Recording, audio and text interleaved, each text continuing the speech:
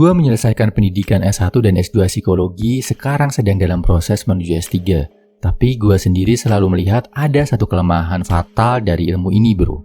Dari sifatnya sendiri, psikologi manusia itu nggak bisa dirumuskan. Sangat berbeda dari individu ke individu. Satu teori psikologi mungkin bisa diterapkan ke beberapa orang, bisa diterapkan ke banyak orang, bahkan mayoritas orang. Tapi selalu ada pengecualian. Istilah akademiknya individual differences. Ada kasus-kasus tertentu di mana teori-teori tadi nggak bisa diterapkan ke orang-orang tertentu.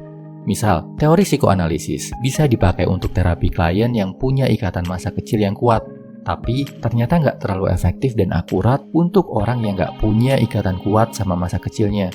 Teori introvert-extrovert buat menilai kepribadian seseorang ternyata nggak cukup akurat buat orang yang kepribadiannya berubah-ubah sesuai kondisi dan tuntutan lingkungan.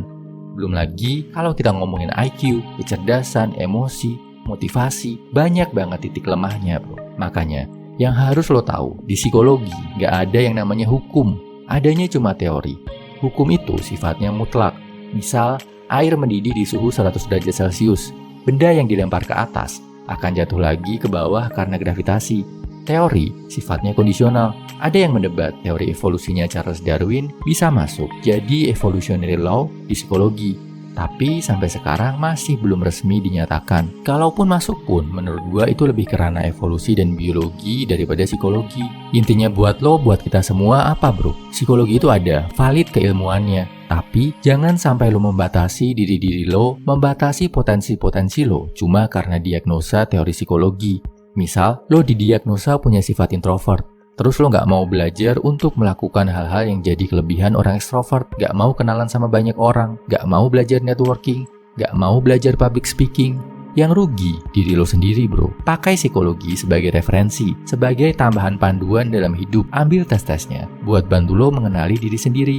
Tapi jangan berhenti di situ, bro. Lo sendiri juga harus belajar memahami diri lo, tahu potensi-potensi terbaik dalam diri dengan atau tanpa tes psikologi. Tes psikologi cuma salah satu referensi dalam hidup. Jangan sampai jadi kotak, dan jangan sampai kotak ini membatasi ruang gerak atau cara pandang lo dalam kehidupan. Semangat!